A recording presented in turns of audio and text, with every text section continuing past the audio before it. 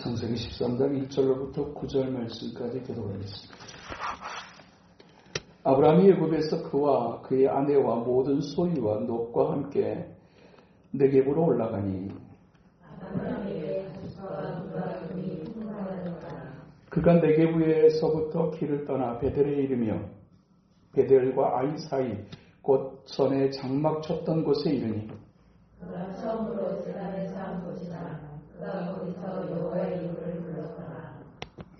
아브라함의 이름 놋도 양과 소와 장막이 있으므로 불쌍히 그들이 여호와께 넘어가지 못하였으니 이는 그들의 소유가 많아서 넘어갈 수 없었습니다. 그러므로 아브라함의 가축의 목자와 롯의 가축의 목자가 서로 다투고 또 가나안 사람과 브리스 사람도 그 땅에 거주하였는지라. 아브라함이 롯에게 이르되 우리는 한 친족이라 너나 내 목자나 내 목자나 서로 다투지 말자. 내 앞에 온 땅이 있지 아니하냐. 나를 떠나가라. 내가 좌하면 나는 우하고 내가 우하면 나는 좌하리라. 아멘. 오늘 우리가 함께 살피고자 하는 본문을 통한 주제는 관용입니다. 관용. 너그러움. 좀 너그러움. 나이가 들어갈수록 우리가 정말 갖춰야 될 덕 하나가 있다면 그게 바로 너그러움이 아닐까.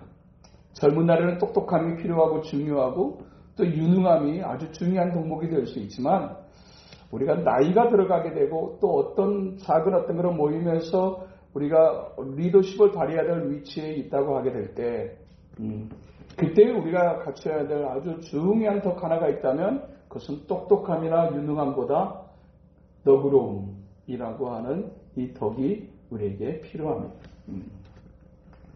똑똑함은 젊은 날의 것이고 정말 힘있고 유능함도 젊은 날의 것이고 그리고 나이가 들어가게 되면 그걸 조금 내려놓고 우리가 아무리 아는 척을 해도 젊은 아이들을 따라갈 수가 없습니다.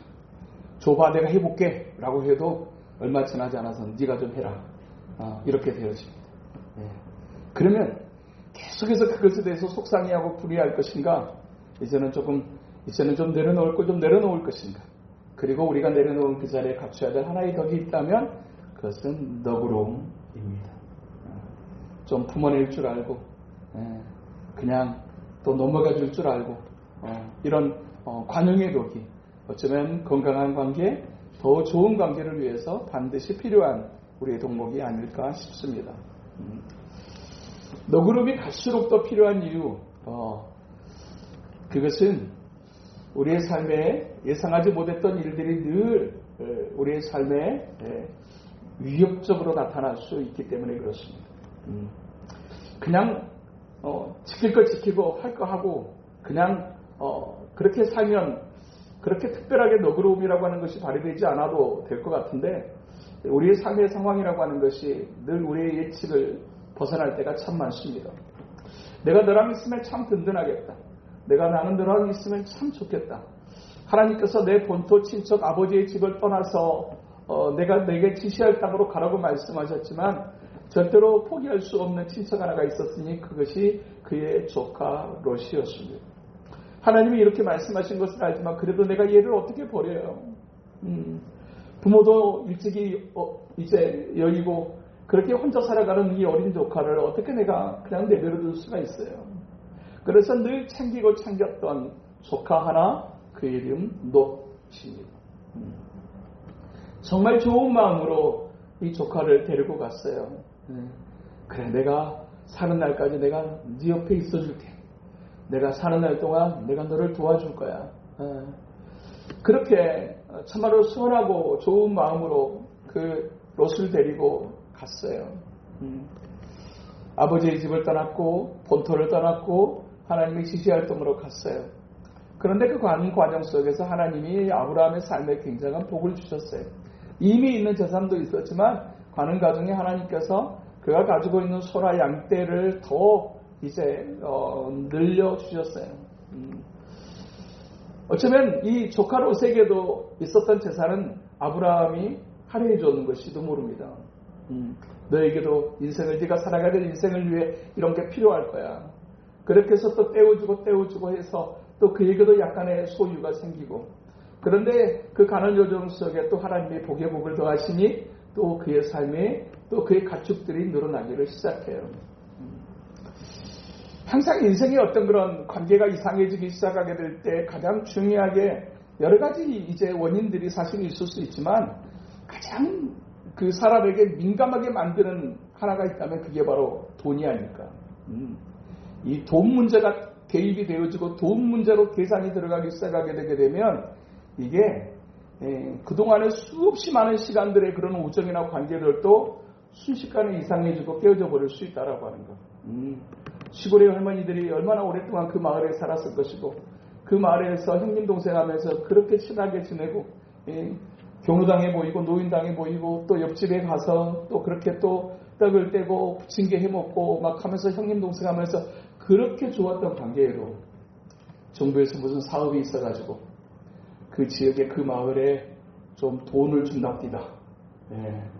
이렇게 그 마을에 정부의 지원이 들어가는 어떤 사업이 있거나 돈이 주어지는 어떤 일들이 있게 되어지게 되게 되면 이게 이제 이상해지는 거예요. 그렇게 좋았던 할머니들도 돈 문제가 개입이 되게 되면 그 몇십 년 동안 쌓아놨던 우정도 그것도 깨트려 놓을 수 있는 게 그게 돈의 힘입니다. 오늘 내가 하나님이 지시하는 땅으로 가는 믿음의 여정을 가지만 내가 너만큼은 내가 지켜주고 싶고 내가 너와는 함께하고 싶다고 해가지고 데리고 갔던 이 조카 롯과의 관계도 역시 깨트려져 버렸던 결정적인 원인은 돈, 그것이었습니다. 물질이 가지는 힘이 얼마나 큰지, 그렇게 이제 서로를 아끼고 또 서로를 품어냈던 그런 정도 여지없이 깨뜨려버리고 부서뜨려버릴 수 있는 것, 그게 돈입니다. 이 돈 문제가 개입되어지게 되면 형제도 쓸데없고, 때로는 이 돈 문제가 개입되게 되면 때로는 부모도 쓸데없고, 이렇게 되더라고요. 그 작은 돈 때문에 가지는 서운함 하나가 이제 이 삶 전체를, 또 공동체 전체를, 가정 전체를 파괴시켜버리고도 남을 만큼의 힘이 바로 이 돈에 있는 것을 우리가 볼 수 있어요. 물질이라고 하는 것이 인간관계에 미치는 영향이 얼마나 클 수 있는가 하는 것을 우리가 오늘 본문을 통해서도 잘 보게 되어지는 것입니다. 돈 문제만 없으면, 이 소유의 문제만 없었다고 하게 되면 어쩌면 아브라함은 이 조카 롯과 계속 가고 싶었을지 모릅니다. 항상 보면 돈이 문제야.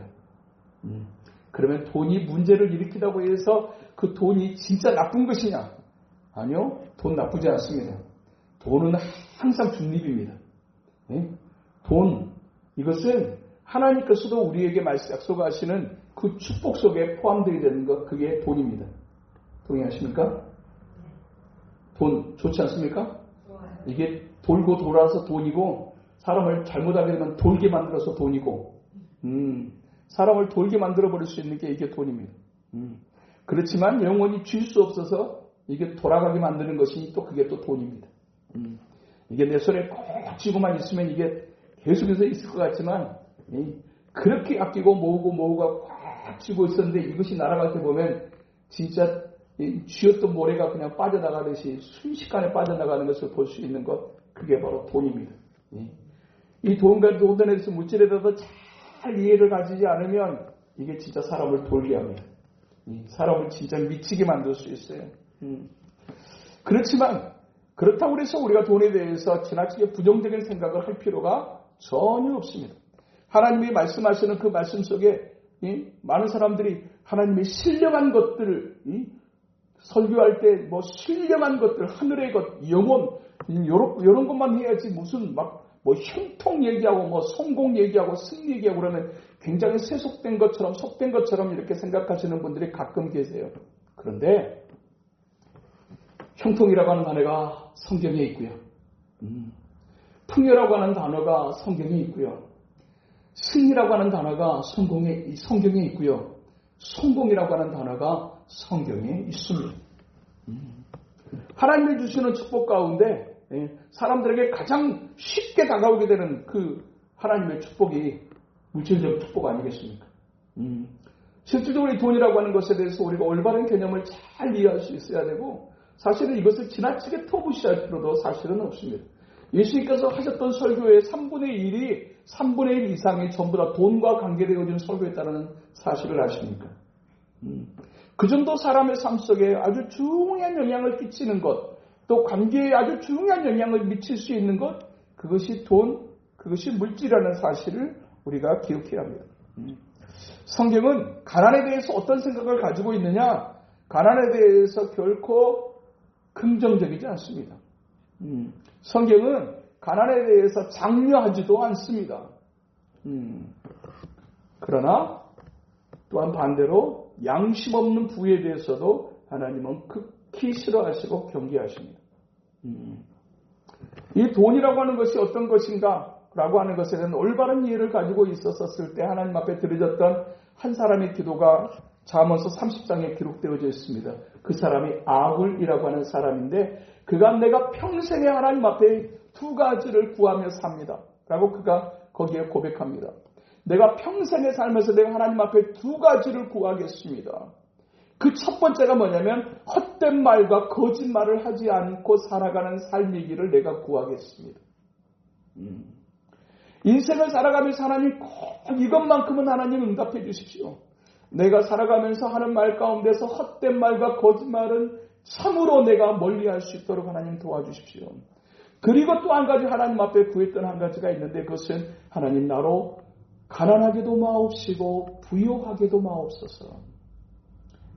가난하게도 마시고 라고 하는 말은 충분히 공감이 되는데 부유하게도 마옵시고 어떻습니까?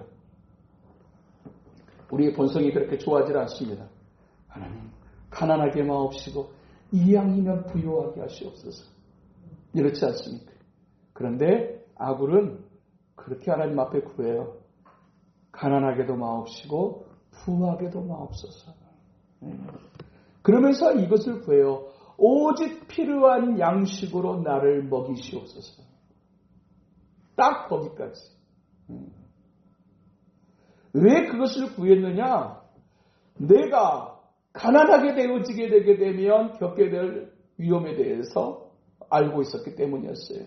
내가 가난하게 됨으로 말미암아서 내가 누구의 것을 도둑질할까 내가 두렵사오며 또 한 가지 내가 부유해져서 하나님이 누구냐 할까 두렵사오니 가난해져가지고 내가 누구 것을 도둑질할까 두려우며 부유해져가지고 내가 하나님이 누구냐 할까 두렵습니다. 가난의 위험, 풍요의 위험 가운데서 어떤 게 더 위험합니까? 사실은 풍요가 훨씬 위험합니다. 가난해가지고 하는 도둑질과 하나님이 누구냐? 라고 하는 것과 어떤 게 더 심각한 걸까요? 도둑질보다 심각한 게 하나님이 누구냐 하는 것입니다. 어려울 때는 주여 주여 했다가 딱 부해지고 나면 하나님이 누구요? 이렇게 될 수 있다. 이 물질에 대해서 절대로 사람이 장담할 수 없어요. 돈 문제에 있어서 절대로 장담해서는 안 돼요. 돈이라고 하는 것이 얼마나 무섭게 관계를 파괴시켜버릴 수 있는지. 어떤 회사에서 앙케이트 조사 하나를 했대요. 결혼을 준비하는 과정 속에서 결혼을 한 게 아니고 결혼을 준비하는 과정 속에서 그러니까 정말 뜨겁게 사랑해서 내가 이 사람과 평생을 함께 해야 되겠다고 생각하는 과정 속에서 만약 당신이 로또에 당첨이 된다면 당신은 결혼을 계속 진행하겠습니까? 아니면 멈추겠습니까? 질문을 했대. 어느 정도 어떤 대답이 나왔을까요? 돈은 돈이고 결혼은 결혼이지. 돈이 있지만 그래도 사랑이 더 중요하지 라고 할 것 같지요. 진짜로 물었대요. 조사를 했더니 60%의 사람이 나는 결혼을 중단하겠습니다 라고 얘기를 했답니다. 결혼보다 사랑보다 중요한 것이 돈이다. 아무리 사랑해가지고 서로 결혼하려고 했다고 로또에 딱 당첨이 되고 나면 돌아버린다. 돌아버린다. 이 결혼 좀 생각해 봐야 될 것 같아요. 이 돈 가지고 내가 더 멋있는 인생을 살 수 있지 않을까라고 하게 만드는 것, 그게 바로 돈입니다. 그래서 부자가 되는 것에 대해서 우리가 올바른 개념의식을 가져야 되는데, 강철하게 했던 앤드류 카네기는 그런 얘기를 했어요. 돈이 많아진다라고 하는 것, 곧 부자가 된 사람들에게는 의무가 있다라고 그랬어요. 하나님께서 돈을 많이 주시는 데는 반드시 이유가 있고, 그 돈을 많이 가지는 삶을 살게 하셨다면 하나님께서 그 돈을 통해서 하시고자 하는 일이 있어서 그 사람에게 그것을 맡기신 것이기 때문에 돈을 많이 가진 부자들에게는 하나님이 주시는 임무가 있다 그랬어요. 이걸 잘 쓸 수 있도록 하기 위해서 하나님께서 너에게 맡겨주신 거라는 사실을 잊지 말아라. 그것을 기억했던, 그것을 알았던 이 앤드류 카네기는 평생을 살면서 그의 재산의 90%를 교회와 자선단체와 가난한 자들을 섬기는 데 썼습니다. 10의 1조가 아니라 10의 9조의 삶을 살았던 사람은 카네기입니다. 있는 사람이 더 무섭습니다. 있는 사람의 욕심이 끝을 모릅니다. 진짜 10만 원 벌고 100만 원 벌었을 때 11조 하는 거, 만 원하고 10만 원 하는 것은, 그것은 어쩌면 쉬울지 몰라요. 근데 하나님께서 잘 되게 있어가지고 어느 날 1000만 원을 벌게 하실 때 100만 원을 11조를 하려고 하면 약간 손이 달다. 근데 하나님께서 얼마나 복을 주셨는데 그 사람의 수입이 1억이 되게 하면, 한 달에 1억 번다라고 하는 걸 상상할 수가 없죠. 우리 수준에서는. 근데 한 달에 1억 버는 사람들이 있어요. 제법 많대요. 그 사람이 내야 될 11조는 얼마일까요? 1000만 원. 1000만 원 내는 인생 어때? 괜찮습니까?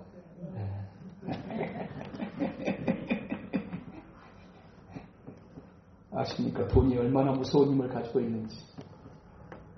11조 1000만 원의 사람이 똑같이 교회 안에서 손하게 있기가 얼마나 힘든지 아십니까? 돈의 힘이라고 하는 것이 얼마나 없습니다. 심지어 목사님들의 세계에서도 그래요. 교회마다 이제 사실은 원칙적으로 얘기하게 되면 교회의 재정의 10분의 1을 상납금으로 사실은 노예에다가 내는 거거든요. 10분의 1을 그렇게 내듯이 그렇게 교회 규모가 커갈수록 상납금에 내는 액수가 달라집니다. 어떤 교회는 50만 원, 어떤 교회는 100만 원, 어떤 교회는 200만 원, 300만 원, 심지어 어떤 교회는 500만 원을 상납금으로 내는 교회들이 있어요. 우리 노예 안에 또 이제 소규모로 있는 시찰의 이제 교회들 가운데 제일 많이 내는 그 교회가 100만 원 상납금을 내요. 근데 이 권세가 아주 기가 막힙니다. 마음에 안 들잖아요. 뭐 하는 줄 아세요? 상납금을 안 내버려요.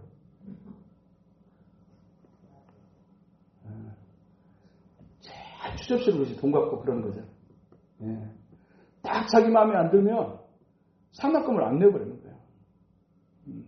그래버리면 이제 그 재정을 가지고 이제 노예나 시차를 좀 관리하고 이렇게 돌아봐야 되는데 그게 딱 안 들어와 버리고 이렇게 되게 되면 이게 이제 힘들게 돌아가 버릴 수밖에 없거든요. 그러니까 이제 그렇게 되면 이제 시차장 목사님도 그래서 제일 눈치를 보는 게 큰 교회 상납금 제일 많이 넣는 교회 눈치를 얼마나 보는 줄 아세요? 이것도 자기 돈도 아니고 교회 돈인데 그거 갖고 권세를 부리는 경우들이 있는 것을 봐요. 성도들도 그럴 수 있어요.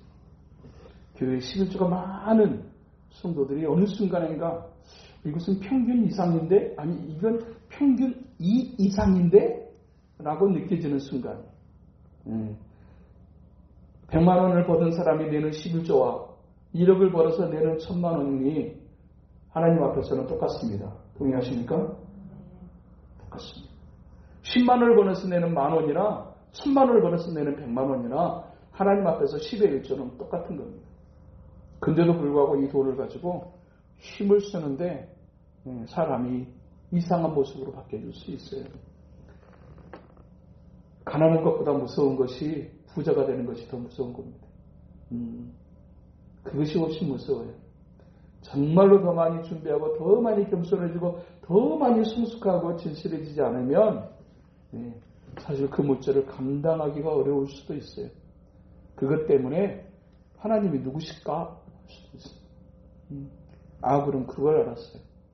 이 돈이 가지는 힘이라고 하는 것이 얼마나 무서운 것인가 하는 것을 알았기에 그는 하나님 앞에 평생에 두 가지 헛된 말과 거짓말을 멀리하게 하십니다. 가난하게도 마옵시고 부유하게도 마옵시고 오직 필요한 것으로 필요한 양식으로 내게 채워 주시옵소서. 딱 필요한 것만큼 주시는 이 하나님 앞에 감사하고 많아지면 죄 지을 일이 더 많다.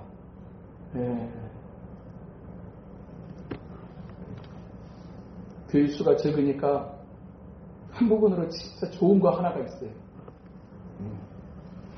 복잡하지도 않아. 계산할 것이 없어. 사람이 언제 이게 이상해지기 시작하냐면 계산하기 시작할 때 이상해지기 시작하거든요. 근데 뭐지? 계산할 것이 별로 없어. 저 정부의 어떤 교회는 돈 세는 기계 딱 갖다 놓고 은행에 있는 그런 거 있잖아. 돈 돌아가는 거. 그 정도가 있어야지 헌금 계산이 가능한 그런 교회가 있는데 여기 사이에 끼어져 있는 이 사탄의 역사가 아주 보통이 아닙니다. 돈 세는데 좀 복잡해봤으면 좋겠죠. 집사님들, 회계 집사님들.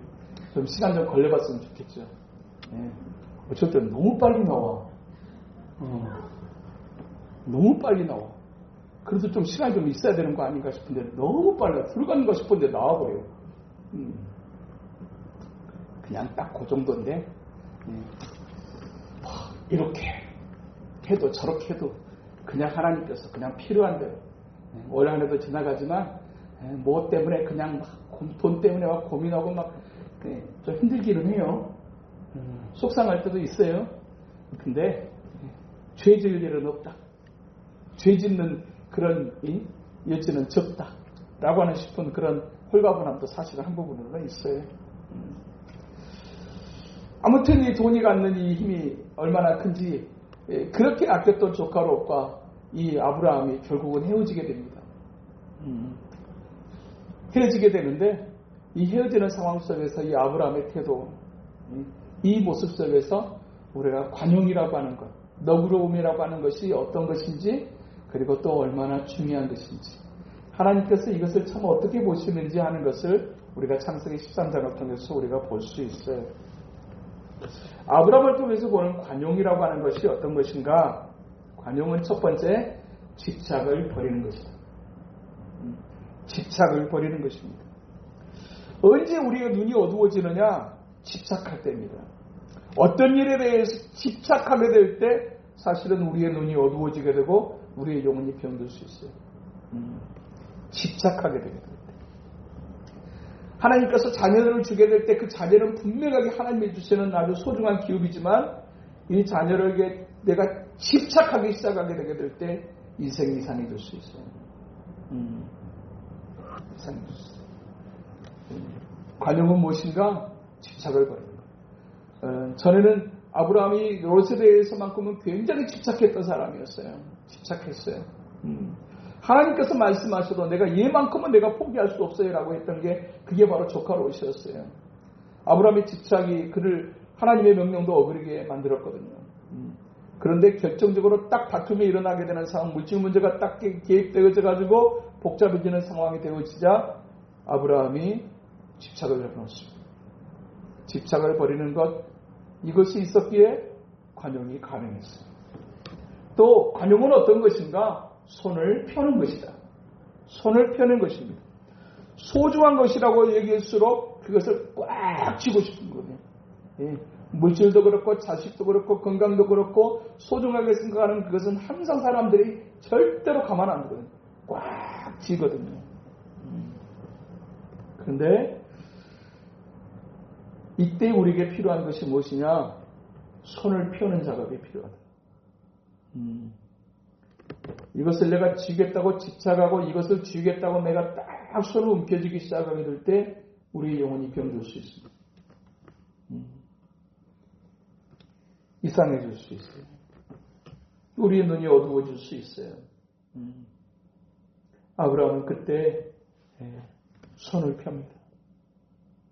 네가 우하면 내가 좌하고 네가 좌하면 내가 우하겠다. 아브라함에게서 우리가 이 관용을 봐요. 우리가 정말 갖춰야 될 중요한 것. 근데 사실 이 관용이라고 하는 것, 이 노그노베라는 것을 세상은 별로 그렇게 좋아하지 않습니다. 우리 본성도 그렇게 좋아하지 않습니다.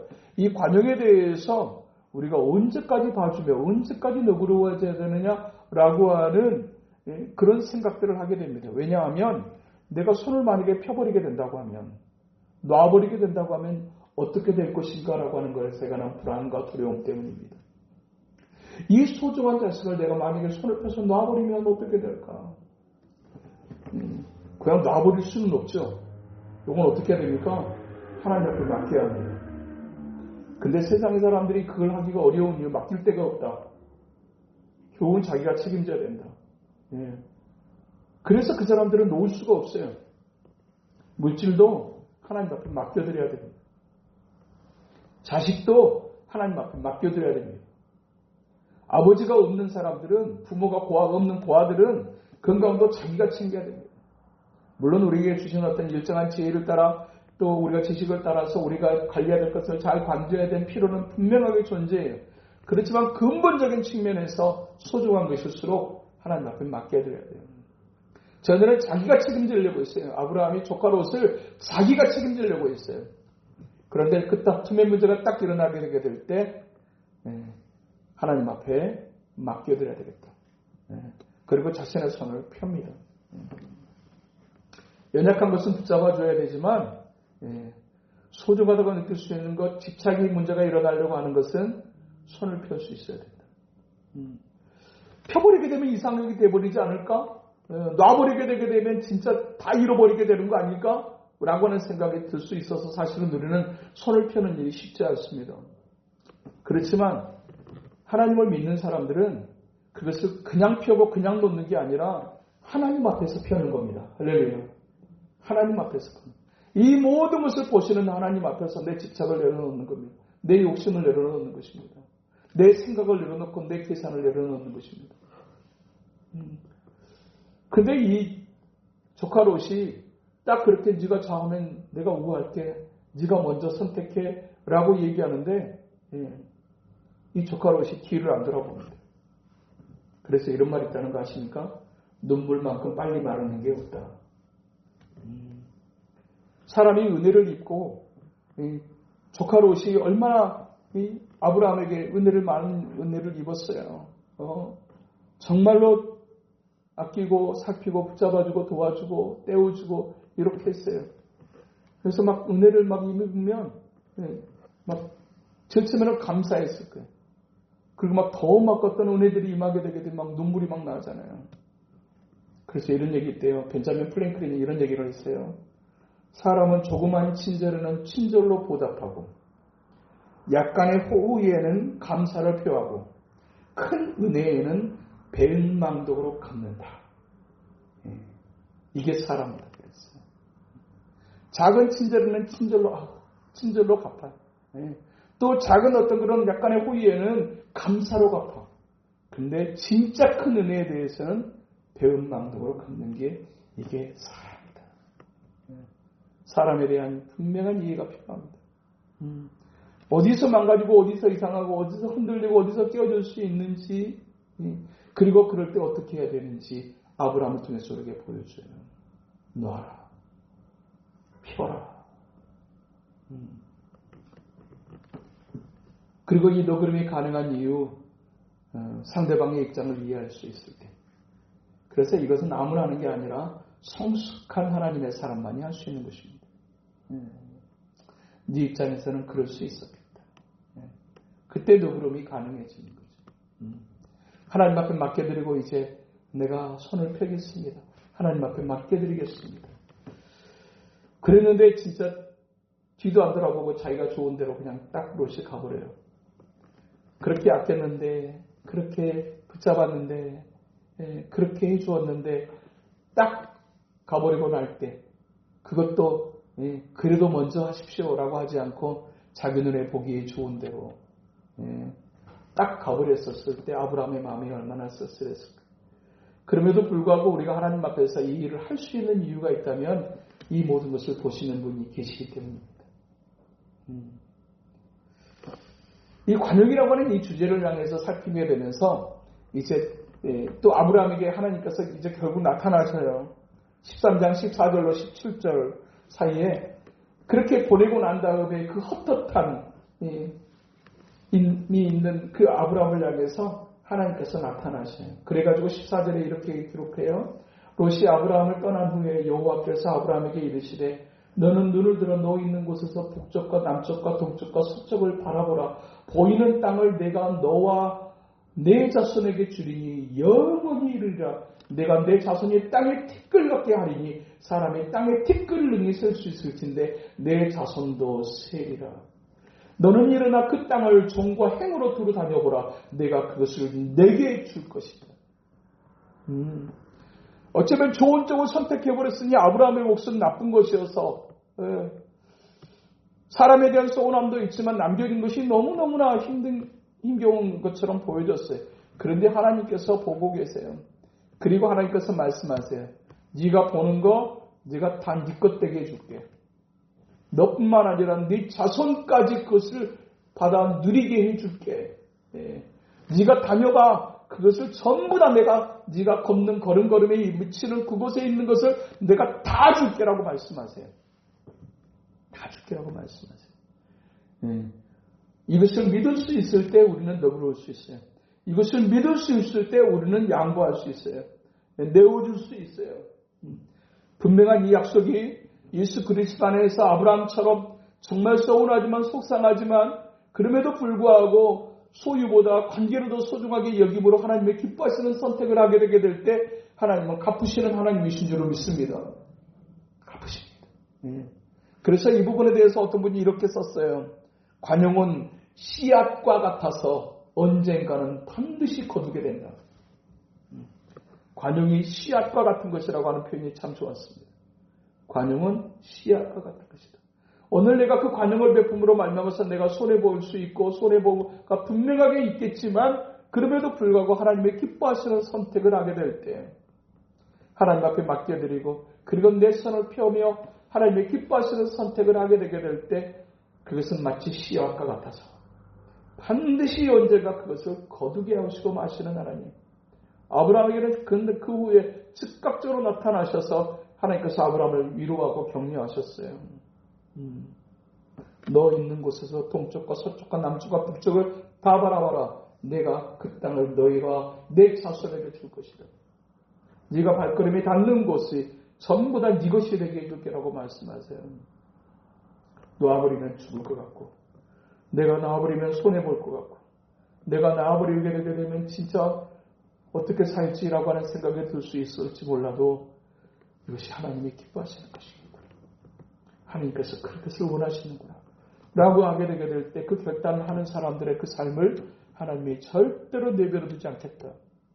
라고 우리에게 말씀하고 계시는 것입니다. 내어주는 삶, 조금 더 너그럽게 좀 손해볼 줄 아는 삶, 쉽지 않지만 하나님 앞에서 그렇게 삶을 살아갈 수 있는 저와 여러분 될 수 있게 되기를 원합니다. 보시는 하나님 아버지 앞에서 이 한 주간도 그렇게 하나님의 기뻐하시는 선택을 하면서 살아갈 수 있게 되기를 주님의 이름으로 축복합니다. 하나님 아버지 감사합니다. 어떤 일과 상황 앞에서 너그럽기가 얼마나 간단하지 않는지, 내가 이것을 만약에 포기하게 되면, 내려놓게 되게 되면 나는 어떻게 하지? 라고 하는 인간적인 불안감이 찾아올 수 있지만, 그럼에도 불구하고 주님이 무엇을 기뻐하실까, 무엇을 원하실까를 생각하고 하나님이 기뻐하시는 것을 선택하게 될 때 하나님은 그것을 보시며 그것에 따라서 반드시 갚으시는 하나님이라고 오늘들에게 말씀하시는 하나님, 오늘 또 이 한 주간을 시작하면서 또 이 말씀을 받습니다. 어떤 상황 속에 있을 때 먼저 하십시오. 내가 다음을 하겠습니다. 먼저 하십시오. 내가 반대를 하겠습니다. 그렇게 기꺼이 하나님 앞에서 하나님의 기뻐하시는 선택을 하며 또한 너그럽게 또한 품어내는 우리의 삶이 되어줄 수 있도록 하나님 도와주시옵소서. 감사합니다. 예수님 이름으로 기도합니다.